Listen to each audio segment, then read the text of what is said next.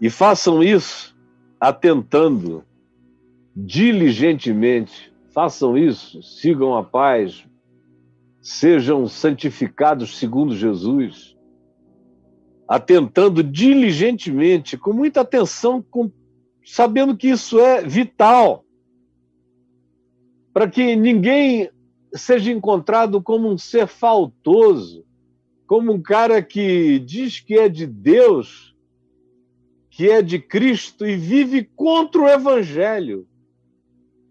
São esses que estão aí santaradamente aos milhões, proclamando com um ódio indizível coisas impensáveis, fazendo isso em nome da moralidade do cristianismo contra o próximo, cheios de ódio, tomados de pecado no coração e não de santificação.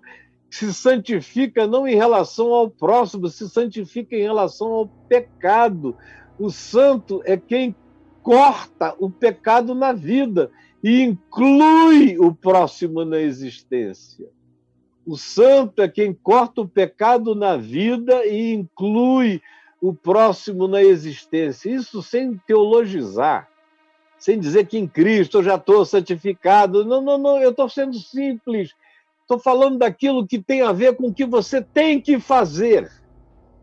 Não é com o que Jesus já fez. Isso eu sei que ele já fez, e é porque eu sei que ele já fez que eu faço tudo que eu faço com essa facilidade, porque já está feito por ele em meu favor. Agora eu tenho que fazer isso em favor do próximo. E quando eu faço em favor do próximo, eu faço em meu favor.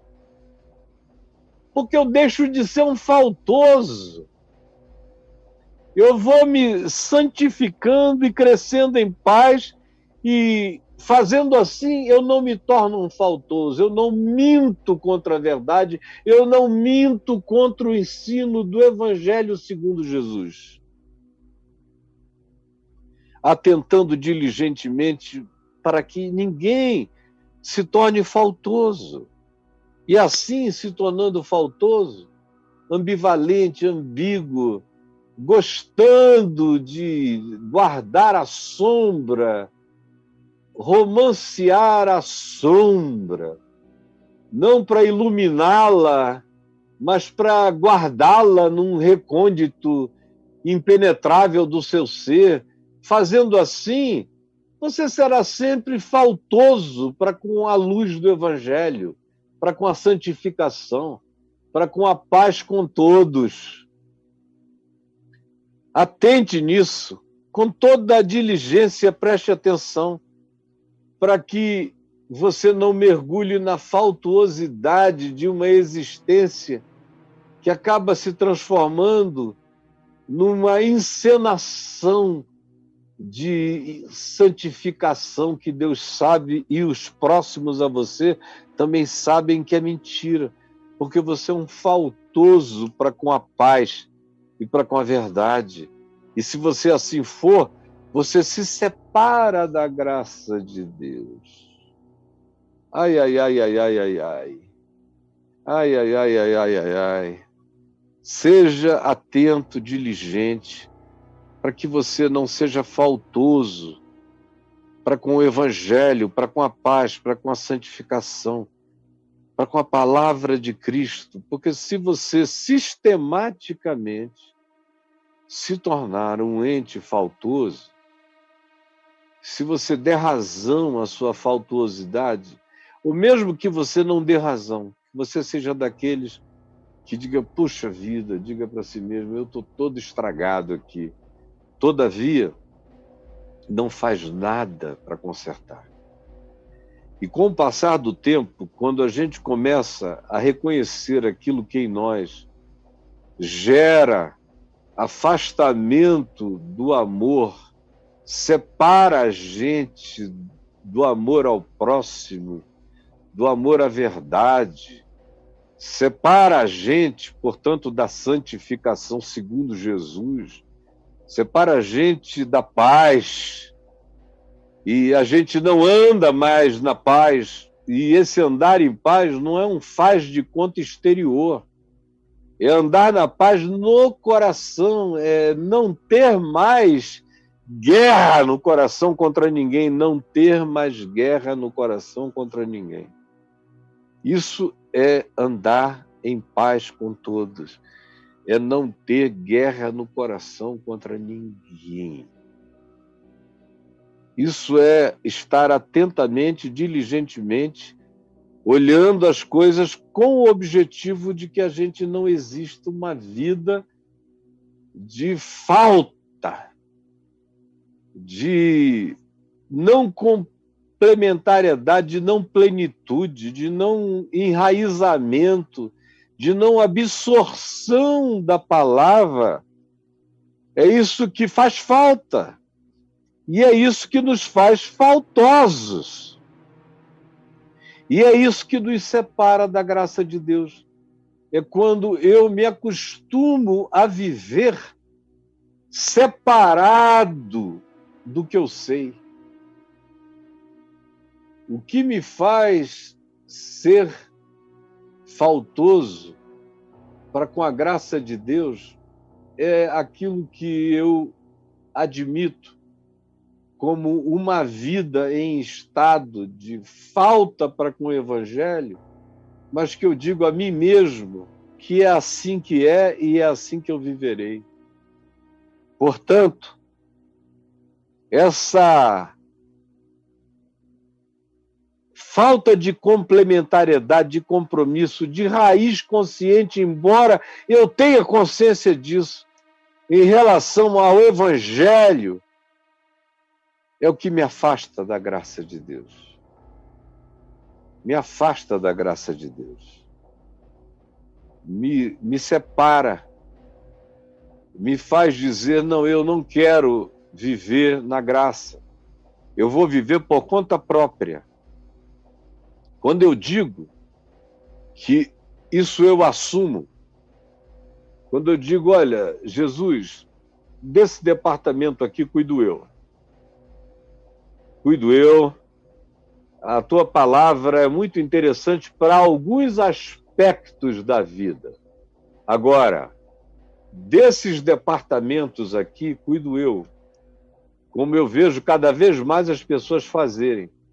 Eu prego o Evangelho, aí eu aplico a palavra ao cotidiano, a hoje, ao aqui e agora, a relação familiar, relações com o próximo, a relação com o bem, propriedade, dinheiro, o relacionamento com como ganhar dinheiro, a relação com a política, com tudo isso. Quando o Evangelho cai em cima disso, na mesma hora um monte de gente começa a escrever, Caio, pelo amor de Deus, prega só o Evangelho, não se meta em política. Aí eu digo, eu não estava me metendo em nada, eu só estou aplicando o princípio do Evangelho a isso. Mas eles entendem que pregar o Evangelho é não sair de um texto. Se você pega aquele texto e o faz cair, tira daqui o texto inteirinho, o suco do texto, e o deita aqui, pronto.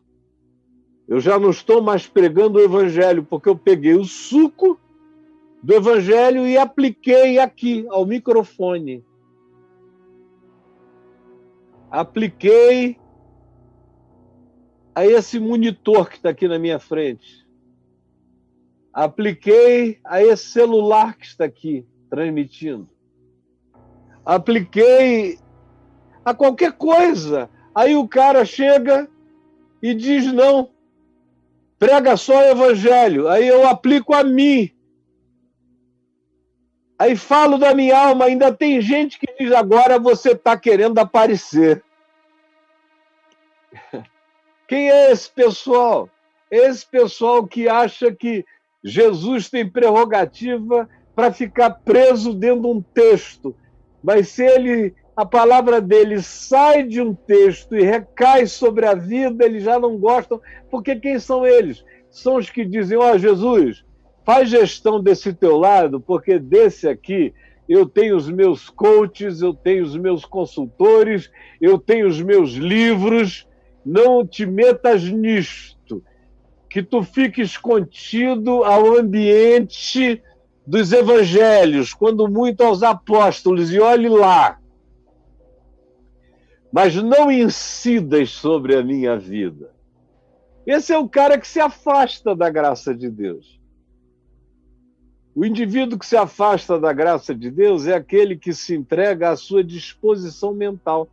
É aquele que acha que atingiu um patamar em que ele julga o evangelho já não o julga mais.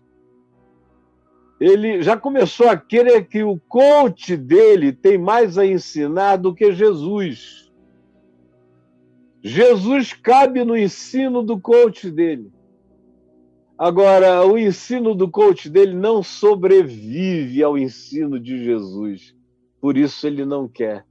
Ele tenta enfiar Jesus lá. Você é desses caras. Por isso você está tão... com erisipela, parece quem está com herpes zoster. É você. Ardendo, queimando. Eu só estou dizendo que o indivíduo que se entrega à sua própria disposição mental reprovável, esse é o indivíduo que se afasta da graça de Deus. É aquele que diz, quem cuida disso aqui sou eu. É aquele que quer Deus como alguém que faça a aspersão de alguma bênção em cima dele. No entanto, ele diz, quem cuida disso aqui sou eu. É ele que diz que cuida disso tudo. E aí, meu amigo, se afasta da graça de Deus. Se afasta da graça de Deus. A gente precisa não cair mais. Fica firme aí. Em nome de Jesus. E esse cara que diz que Jesus fique lá, porque ele sabe aonde Jesus entra, aonde Jesus cabe e aonde Jesus não cabe, é esse mesmo indivíduo que se afastou da graça de Deus. E veja se não é seu caso. Porque você está vivendo por conta própria. Eu não quero viver por conta própria. Deus me livre. Eu quero ser cuidado. Eu quero ser iluminado. Eu quero ser guardado. Eu quero ser protegido. Eu quero ser totalmente abraçado pelo amor de Deus. Eu quero entregar o que eu sei a Ele. Eu quero que Ele diga o que fica e o que não fica. O que é e o que não é.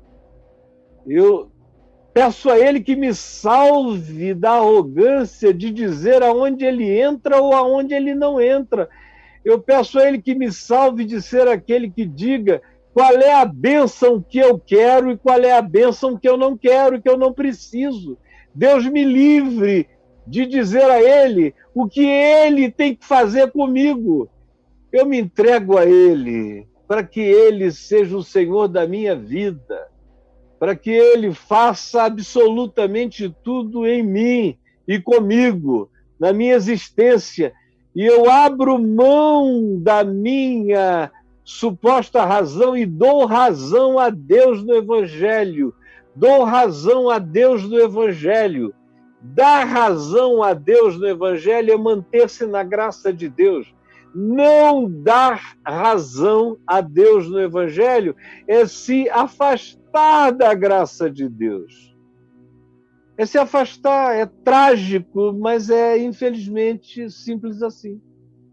É se afastar da graça de Deus, separando-se da graça de Deus, e nem haja alguma raiz de amargura que brotando vos perturbe, e por meio dela muitos sejam contaminados. É outro mandamento, não deixa. É claro que é sequência de tudo. Se você não tem paz com Deus, se você não segue a santificação, se você, portanto, é encontrado faltoso em relação à santificação, e a santificação é o estilo de vida segundo Jesus, segundo o Evangelho, é a santificação. se encontrando faltoso, segundo o desafio do Evangelho, se separa gradualmente à medida em que vai privilegiando a sua opinião contra Cristo. Aí o que acontece? O seu coração se afasta da pacificação de Deus em você. E aí ele se torna um lugar completamente aberto para ser um campo de semeaduras de amargura. Quando você se afasta da graça de Deus, o seu coração vai se tornando um campo de semeadura de amargura. Um campo de semeadura de amarguras. É a coisa sequente. Não é uma imposição aqui do texto, não, é a lógica. Também não haja alguma raiz de amargura, que é o que brota normalmente nesses casos, nessa circunstância, nesse ambiente. Ele é ideal para fazer a raiz de amargura brotar e vos perturbar. Vos perturbar, tirar todo o sossego mental, toda a inteireza de raciocínio e de emoção, conturba a mente, a alma, desalinha, tira todo o alinhamento interior. Você perde o alinhamento. Sua psique já não está mais sob a obediência da consciência que se submeteu ao Evangelho de Cristo, que é a mente de Cristo. E aí, não se submetendo, entra num estado de desalinhamento. Desalinhou, fica aberto para a semeadura de todo tipo de raiz de amargura que perturba você, adoece você profundamente mais. Você está me entendendo? Profundamente mais. Trocou uma palavra da hora pela bênção perene, duradoura e perpétua.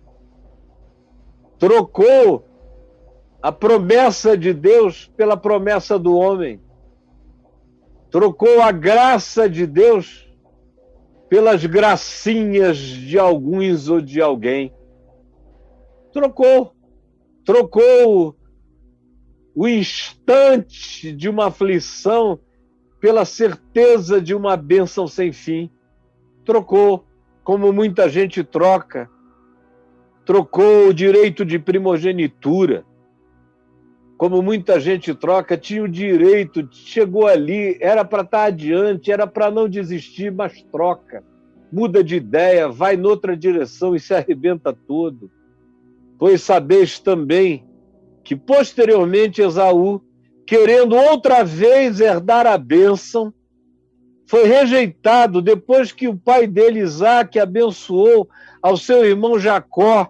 Ele quis ir lá e implorou ao pai, disse: pai, não era de Jacó a bênção, era minha. Bota a tua mão na minha cabeça e me abençoa com a bênção que tu deste a ele. Aí Isaque disse: olha, eu não posso fazer mais nada, eu o abençoei e abençoado ele está para sempre. Pois sabeis que também, posteriormente, querendo herdar a bênção, depois de ter trocado a bênção, pisado na bênção, colocado a bênção em outro lugar, tirado a primazia da bênção, descrido da bênção, querendo herdar de novo quando caiu em si, foi rejeitado, pois não achou lugar de arrependimento, lugar de sinceridade para valer, embora ele tivesse feito isso com dor, com lágrimas, com lamentação, com remorso. Com remorso de ter trocado o Evangelho por outras coisas, mas não com arrependimento. Se ele tivesse buscado com arrependimento sincero, a mesma bênção de antes se renovaria nele. Mas ele não buscou com arrependimento, ele buscou com lágrimas de remorso. Como Judas, que com remorso se suicidou, tocado de remorso, se suicidou. O que transforma tudo é o arrependimento. O remorso nos leva para a morte, para aquela tristeza segundo a morte.